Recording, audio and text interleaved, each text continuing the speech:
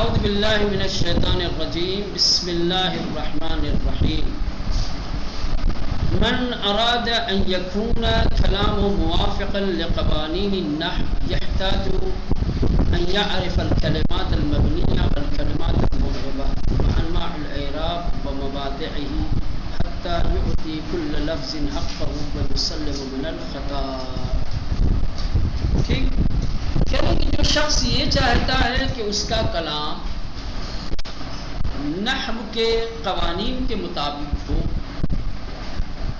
تو اسے چاہیے کہ وہ کلمات کو معرب اور مبنی ہونے کے اعتبار سے انواع اعراب سے اس کے مواقع اور موارد سے آشنائی حاصل کرے تاکہ ہر لفظ کو اس کا حق دے سکے اور خطا سے محفوظ رہے. سمجھ رہے ہیں؟ کلام میں خطا اور غلطی سے محفوظ رہنے کے لیے انسان کو کیا کرنا چاہیے؟ اگر آپ چاہتے ہیں کہ عربی تکلم کرے اور آپ کا کلام خطا سے محفوظ رہے تو آپ کے لیے لازم ہے کہ آپ نحو کے قوانین کو کیا ہے اور ان کے کلمات کو معرب اور مبنی ہونے کی حیثیت سے انواع اعراب اور مواقع اور حالات اعراب سے آشنائی حاصل کرے. ٹھیک.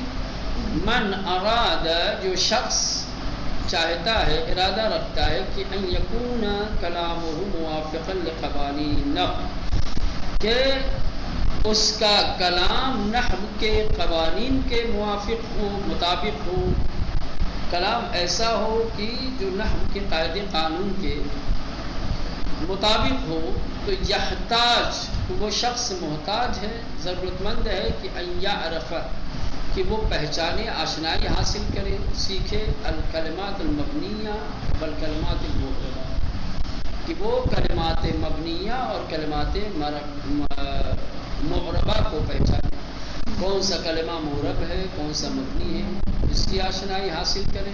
وانواع الاعراب اور اعراب کی قسموں کو پہچانے ومواضعہ اور اس کے مقام اور محل کو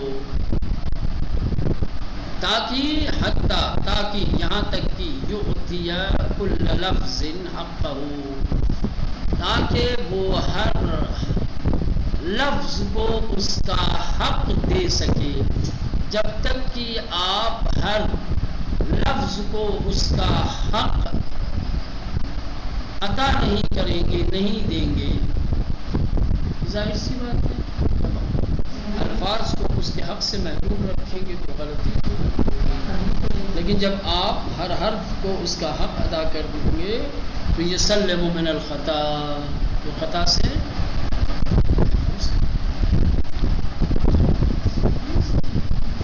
اب کہنے کا مطلب کہ ہم کیسے پہچانیں گے کہ کون کلمہ معرب ہے کون مبنی ہے؟ جب نحوی قاعدے کے مطابق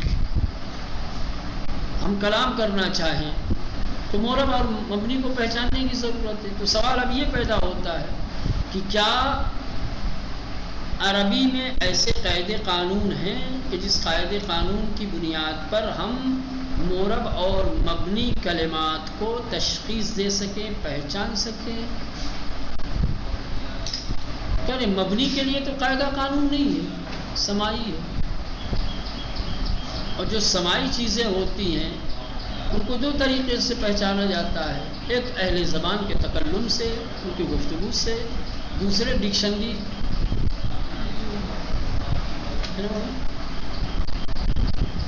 وہ بھی ڈکشنری میں اگر مشخص کیا ہے کہ کس کلمے کو اس زبان میں معرب اور کس کو مبنی استعمال کیا جائے.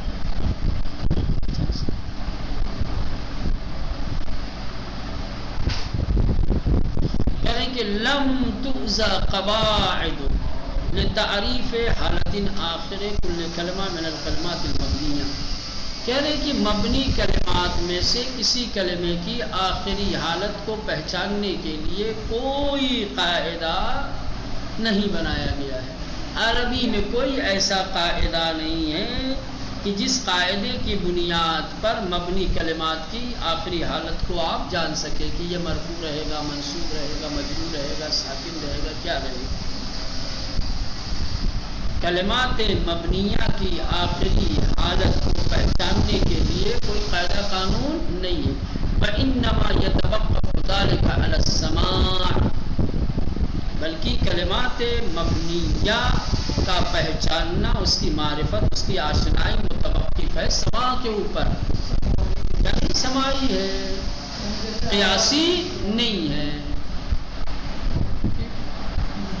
اب کس چیز کے سماع پر؟ من افواہ العارفین، جو زبان کے جاننے والے ہیں ان کی زبانوں سے آپ سنیں۔ والنقل من الکتب الصحیحہ والمعاجم، صحیح اور لغت کی کتابوں سے جو نقل ہو کر آپ تک پہنچے اس سے پہچانیے۔ ٹھیک ہے مولانا؟ تو اگر سوال کیا جائے کہ کلمات مبنیہ کی آخری حالت کو کس طریقے سے جانیں گے، پھر اس کا کوئی خصوصی قاعدہ قانون نہیں ہے، بلکہ یہ چیز سماعی ہے۔ لغت اور زبان سے آشنائی رکھنے والوں کی زبان سے یا تو سنا جائے یا پھر صحیح اور لغت کی کتاب سے نقل جو ہوا ہو اس سے جانا جائے۔ یہ تو بڑا مشکل ہو گیا بھائی، ہم جائیں اہل زبان سے کتنا سنیں گے، لغت کی کتابیں موٹی موٹی سی کتنے اٹھا کر کے ڈھونڈیں گے کہ کون سا لفظ مبنی ہے، اس کی آخری حالت کیا ہے۔ یعنی آپ گھبرائیں نہیں، مبنی کلمات کی معرفت کوئی بہت مشکل چیز نہیں ہے۔ کیوں؟ اس لیے کہ عربی زبان میں کلمات مورب اولا بہت کم ہیں، مورب کی بنسبت مبنی کلمات عربی زبان میں کیا ہیں؟ بہت کم ہیں۔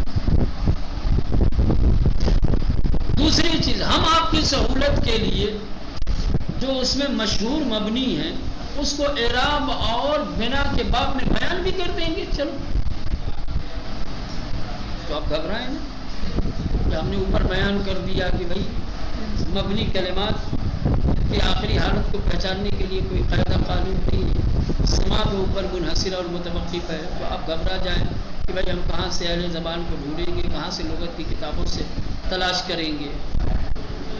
آپ گھبرائیں نہیں۔ فائدہ علی انہ لا صعوبہ فی معرفت الکلمات المبنیہ، کہہ رہے مبنی کلمات کی معرفت میں کوئی زیادہ دقت، دشواری، مشکل نہیں ہے۔ دو وجہوں کی بنیاد پر مشکل نہیں۔ اولا، پہلی بات، لانہا قلیلۃ جدا، کیونکہ کلمات مبنیہ بڑے مختصر ہیں، بڑے تھوڑے ہیں، بہت کم ہیں۔ بالنسبت الی المعربہ، معرب کی بنسبت کلمات معرب، کلمات مبنی میں کلمات معرب بہت کم ہے، کلمات مبنی زیادہ ہیں۔ تو کم کے جاننے میں کوئی بہت مشکل نہیں ہے، زیادہ کے جاننے میں مشکل۔ یہ تو ایک چیز ہی ہوگی، وہی تو کہہ رہا ہوں کہ معرب زیادہ ہیں، مبنی کم ہے، تو کم کا جاننا زیادہ مشکل ہے یا زیادہ کا؟ کم کا جاننا کوئی زیادہ مشکل بات نہیں ہے۔ تو ایک تو یہ ہو گیا کہ چونکہ کلمات مبنیہ بہت کم ہیں لہذا اس کا جاننا کوئی بہت مشکل ہے۔ دوسری دلیل، لأنہا ذکرنا اشہرہا فی باب الاعراب والبناء، دوسری وجہ یہ ہے کہ ہم نے جو مشہور معرب کلمات ہیں انہیں اعراب و بنا کے باب میں ذکر کر دیا ہے۔ اچھے خاصے مبنیات کی معرفت آپ کو اس باب میں ہو جائے گی، تو آپ کو گھبرانے کی اور پریشان ہونے کی ضرورت نہیں۔ چلیں، اب یہ تو ہو گیا کلمات مبنی کے بارے میں۔ اب کلمات معرب کے بارے میں یہ سوال ہے کہ کلمات معرب کے آخری حالت کے سلسلے میں نحویین نے ایک قاعدہ قانون بنایا ہے یا نہیں، یا کلمات مبنی کی طرح سے ان کی حالات کا جاننا بھی متوقف و سماع کے اوپر کرے، نہ اس کے قاعدے قانون ہے۔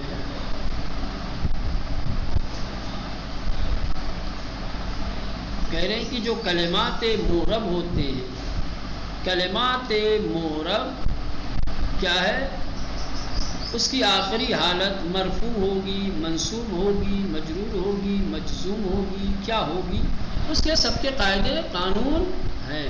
معرب کس حالت میں مرفوع ہوتا ہے، کس حالت میں منصوب ہوتا ہے، کس حالت میں مجرور ہوتا ہے، مجزوم ہوتا ہے، یہ سب کے قاعدے قانون ہیں۔ قاعدے قانون آپ جان لیجئے اور اس قاعدے قانون کے مطابق آپ کیا ہے تکلم کیجئے۔ کلمہ معرب ہے جس کی جو حالت ہونی چاہیے، جس میں جو اعراب ہونا چاہیے وہ اعراب کیجئے، خطا سے محفوظ رہیں گے۔ ان النحویین وضعوا قواعد خصوصیہ لمعرفت حالت آخر کل کلمہ من الکلمات المعربہ، کہہ رہے ہیں کہ معرب کلمات کے آخری حالت کی معرفت کے لیے، آشنائی کے لیے نحویین نے خاص قواعد مقرر کیے ہیں، بنائے ہیں۔ معرب کلمات کی آخری حالت کو جاننے اور پہچاننے کے لیے نحویین نے خصوصی قاعدے قانون بنائے ہیں۔ ٹھیک، ان النحویین بے شک نحویوں نے وضعوا بنایا ہے قواعد خصوصیہ، خاص قواعد، خاص قوانین لمعرفت حالت آخر کل کلمہ من المعربہ، معرب کلمات میں سے ہر کلمے کی آخری حالت کو جاننے کے لیے۔ معرب کلمے کی آخری حالت کیا ہوگی، ہر حالت کو جاننے کے لیے خاص قاعدہ ہے۔ ومن هذه القواعد، اور ان قواعد میں سے تعرف الحالات التي، ان حالات کو پہچانا اور جانا جا سکتا ہے، یجب ان یکون فیها آخر الفعل مرفوعا، کہ جہاں پر واجب ہے کہ فعل کا آخر مرفوع ہو۔ یہ قاعدہ بھی بیان کیا گیا ہے کہ کہاں پر فعل کا آخر مرفوع ہوتا ہے، کہاں منصوب ہوتا ہے، کہاں مجزوم ہوتا ہے۔ والحالات التی، اور ان حالات کی بھی آشنائی اور معرفت ہو جائے گی ان قواعد کے ذریعے سے کہ یجب ان یکون فیها آخر الاسم مرفوعا او منصوبا او مجرورا، کہ جس میں اسم کا آخر مرفوع ہوگا یا منصوب ہوگا یا گویا نحویین نے تمام معرب کلمات کے لیے تمام حالات کے قاعدے اور قانون، فعل کا آخر کس حالت میں مرفوع ہوگا اس کے لیے قاعدہ ہے، کس حالت میں منصوب ہوگا اس کے لیے قاعدہ ہے، کس حالت میں مجزوم ہوگا اس کے لیے قاعدہ۔ اسم اگر ہے تو اسم کا آخر کس حالت میں مرفوع ہوگا اس کے لیے قاعدہ ہے، کس حالت میں منصوب ہوگا اس کے لیے بھی نحویین نے قوانین مقرر کیے ہیں، کس حالت میں مجرور ہوگا اس کے لیے بھی۔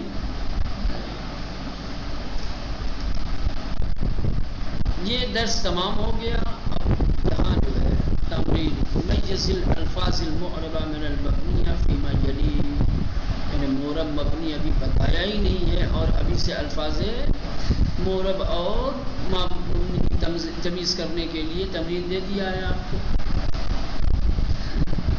پہلے پوچھنے کے لیے بات بتائیں گے کہ آپ جانتے ہیں۔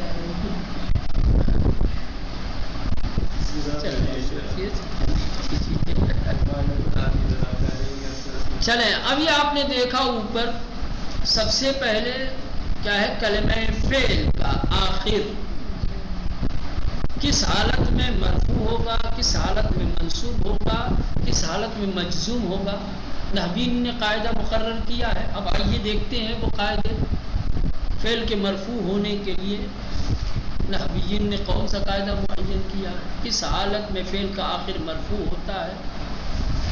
ٹھیک، فعل کا آخر کس حالت میں منصوب ہوتا ہے، اس کے لیے کیا قاعدہ قانون ہے، اب یہ ہر ایک کو بتائیں گے۔ مواضع رفع الفعل المضارع ونصبه، فعل مضارع کن مقامات پر، کن جگہوں پر، کن حالات میں مرفوع ہوتا ہے اور کن حالات میں منصوب ہوتا ہے۔ چونکہ فعل مضارع معرب ہے، ٹھیک، اس کا آخری بدلتا رہتا ہے، تو اب دیکھنا یہ ہے کہ فعل مضارع کا آخر کس حالت میں مرفوع ہوگا اور کس حالت میں منصوب ہوگا۔ متى يرفع الفعل المضارع، فعل مضارع مرفوع کب ہوتا ہے، کس حالت میں فعل مضارع مرفوع ہوگا، ومتى ينصب الفعل المضارع، اور فعل مضارع منصوب کب ہوگا۔ سب سے پہلے سوال کا جواب کہ فعل مضارع کا آخر کب مرفوع ہوگا، کہ یرفع الفعل المضارع اذا تجرد من النواصب والجوازم ومن كل ما يوجب بناءه نحو ينزل المطر ويثمر الشجر۔ کہہ رہے کہ جب فعل مضارع نواصب اور جوازم سے خالی ہو، یا ہر وہ چیز کی جو اس کے مبنی ہونے کا سبب بنے اس سے خالی ہو تو مرفوع ہوگا۔ جب فعل مضارع عامل نصب عامل جزم سے خالی ہوگا تو مرفوع ہوگا۔ اتنا آسان مولانا۔ البتہ کبھی کبھی مولانا عامل نصب اور عامل جزم کے علاوہ کچھ حالات ایسے ہوتے ہیں کہ جن حالات میں فعل مضارع کیا ہو جاتا ہے مولانا، ان حالات سے بھی یہی کہا جائے کہ ہر وہ چیز ہاں تو کہہ رہے کہ یرفع الفعل المضارع، فعل مضارع مرفوع ہوگا اذا اس وقت تجرد جب خالی ہو، من النواصب نواصب سے، نواصب مراد یعنی عامل نصب، والجوازم اور جوازم سے، ومن کل ما اور ہر اس چیز سے، یوجبو جو سبب بنتا ہے، بناءہ اس کے مبنی ہونے کا، مثلا نون تاکید لگ گیا بابا، اب کیا ہو جائے گا، اس سے بھی خالی ہوگا۔ تو تین چیزیں ہیں، کیا ہے، نواصب، جوازم اور ہر وہ چیز جو اس کے مبنی ہونے کا سبب ہو۔ ٹھیک ہے مولانا، واضح ہوا۔ فعل مضارع کب مرفوع ہوگا، جواب جب فعل مضارع نواصب، جوازم اور ہر وہ چیز جو اس کے مبنی ہونے کا سبب بنے اس سے خالی ہو۔ جیسے ینزل المطر، اب یہاں پر ینزل نہ کوئی ناصب ہے، نہ کوئی جاسم ہے، نہ کوئی اور مبنی ہونے کی وجہ ہے، تو دیکھا آپ نے ینزل آخر اس کا ہے مرفوع ہے۔ یا یثمر الشجر، یہاں پر بھی یثمر فعل مضارع ہے نا، تمام عوامل نواصب و جوازم اور ہر اس چیز سے خالی ہے جو اس کے مبنی ہونے کا سبب۔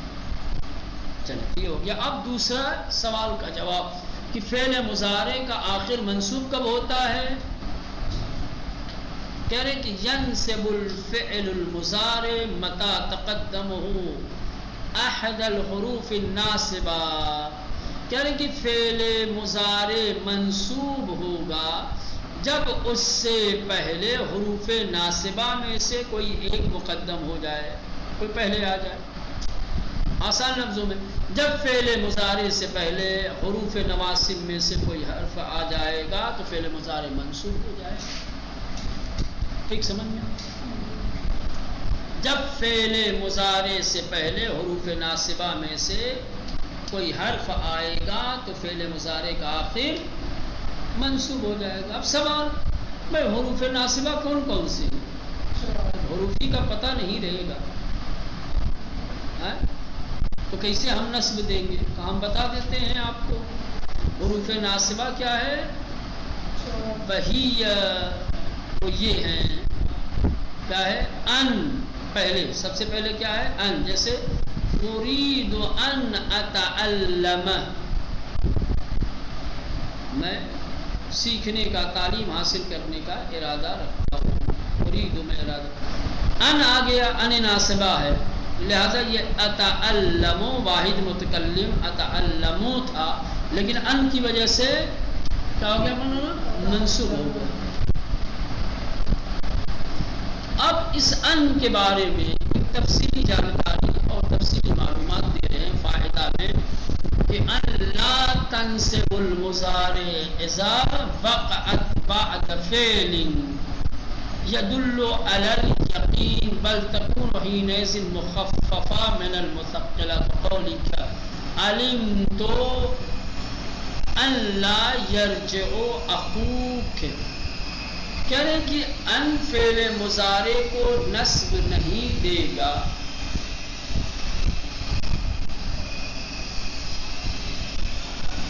ان فعل مضارع کو نصب نہیں دے گا اذا وقعت بعد فعل، جب یہ اذا کسی فعل کے بعد واقع ہو.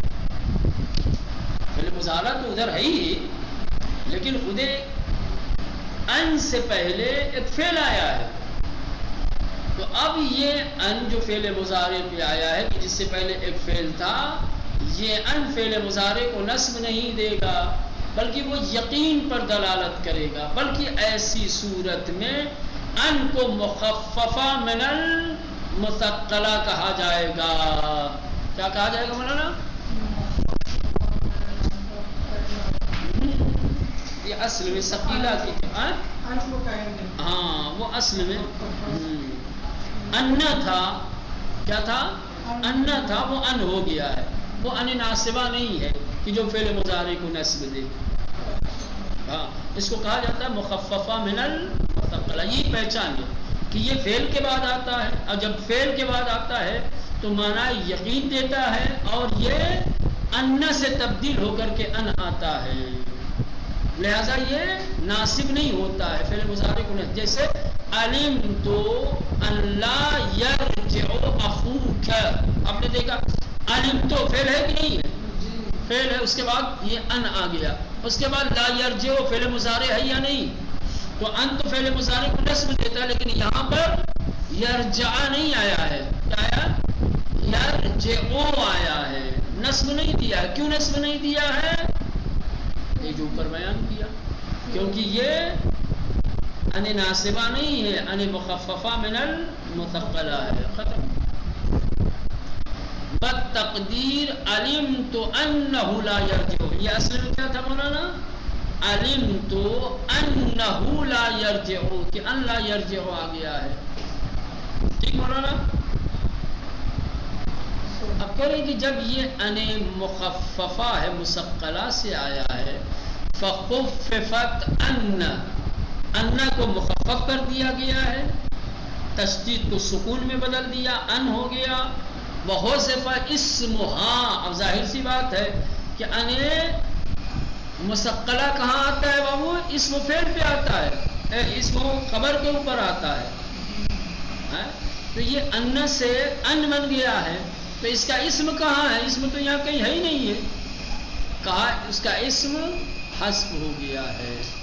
اما اذا وقعت بعد غیر ذلك من الافعال فتكون ناصبا، لیکن کہہ رہے کہ اگر یہ ان کیا ہے؟ اذا وقعت بعد غیر ذلك، اس کے علاوہ کسی اور کے بعد واقع ہو افعال میں سے، یعنی جو یقین کا معنی نہیں دیتے، وہ افعال جو یقین کا معنی نہیں دیتے، ان کے بعد اگر ان آتا ہے تو وہ ناصبہ ہوگا. آسان لفظوں میں ایک بار اور دوہراتا ہوں، دیکھو جو ان ایسے فعل کے بعد واقع ہو کہ جو فعل یقین کا معنی دیتا ہے، ٹھیک، تو وہاں پر ان فعل مضارع کو نصب نہیں دیتا. کیوں؟ اس لیے کہ وہ حقیقت میں ان ناصبہ نہیں ہوتا ہے، بلکہ ان مخففہ من المثقلہ ہوتا ہے. وہاں ان مثقلہ کو مخففہ بنا دیا گیا ہے اور اس کا اسم حذف کر دیا گیا ہے. ٹھیک. لیکن ایسے افعال کی جو یقین کا معنی نہیں دیتے، ان کے بعد اگر ان آئے گا تو وہ ان ناصبہ کہلائے گا. وَتُؤَوَّلُ مَعَ صِلَتِهَا بِمَصْدَرٍ، اور پھر وہ اپنے صلہ کے ساتھ مصدر میں تعبیل ہوگا. وَيَكُونُ مَعْمُولًا لِلْعَامِلِ قَبْلِهَا، اور وہ معمول ہوگا اپنے ما قبل کے عامل کی وجہ سے. کما فی قولک، جیسا آپ کا اريد ان اتعلم. اب یہاں دیکھا آپ نے ان سے پہلے اریدو آیا ہے، یہ ایسا فعل ہے جو یقین کا معنی نہیں دیتا ہے. ٹھیک. تو اب یہاں ان فعل مضارع کو نصب دے گا. اور یہ اپنے ما قبل کا کیا ہے مولانا معمول ہے. اب یہ وما بعدہا فی تعویل مصدر، پھر یہ اپنے ما بعد کے ساتھ یعنی ان اتعلم یہ پورا تعویل مصدر میں جائے گا، یعنی ارید التعلم. سمجھ لیں مولانا. اور منصوب ہوگا کس بنیاد پر مولانا؟ مفعول بہ کی بنیاد پر. ارید التعلم، ارید فعل فاعل، التعلم اصل میں یہ ان اتعلم تعویل مصدر میں جائے گا. ٹھیک. اتعلم کا مصدر کیا ہے؟ تعلم. چلو یہاں تک رہنے دیں.